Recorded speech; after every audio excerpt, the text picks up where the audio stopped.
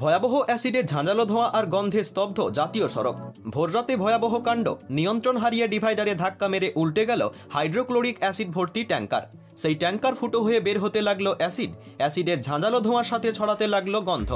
আতঙ্কে স্তব্ধ হলো ১৯ নম্বর জাতীয় সড়ক।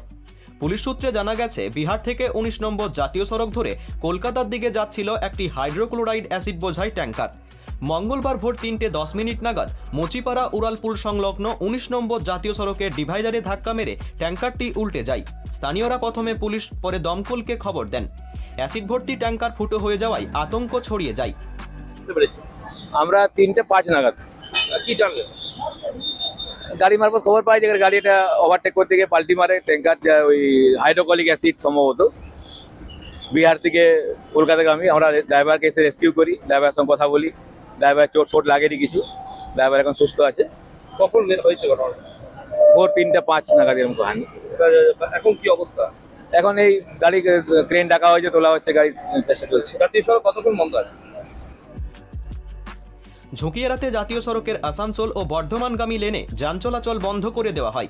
দমকল বাহিনী পৌঁছে চালক ও খালাসিকে উদ্ধার করে। হাইড্রোক্লোরিক অ্যাসিড ভর্তি ট্যাঙ্কারের ফুটো অংশ মেরামত করে সারানোর চেষ্টা চালাচ্ছে দমকল বাহিনী। দুর্গাপুর দমকল বিভাগের সৌমিত্র চক্রবর্তী বলেন, আমাদের কাছে ৩:২০ নাগাদ খবর যায়। আমরা এসে দেখি একটি হাইড্রোক্লোরিক অ্যাসিড বোঝাই ট্যাঙ্কার উল্টে গেছে। চালক এবং খালাসিকে উদ্ধার করি, তারা সুস্থই আছে। ওয়াটার স্প্রে করে কন্টিনিউয়াস ওয়াটার স্প্রে করে এটাকে কন্ট্রোলে রেখেছি। এখন ট্রেন এসছে, এটাকে রিকভার করে তারপর নিয়ে যাবে। এটাকে রিকভার করে নিয়ে স্টেট পজিশনে আনতে পারলে আশা করছি টিকেটটা হবে না, তখন এটাকে কোনো সময় নর্মাল কন্ডিশনে হয়ে যাবে। একটু বিপজ্জনক ছিল বিষয়টা। হ্যাঁ, বিপজ্জনক তো বটেই। এটা তো হাইড্রোক্লোরিক অ্যাসিডে আছে, এই যে গ্যাসটা দেখছি এটা ফিউম। এই ফিউমটা তো মানে আমরা ইজিলি ইনহেলও করতে পারি না, একটু টক্সিকও আছে, স্কিন ইরিটেশন হয়।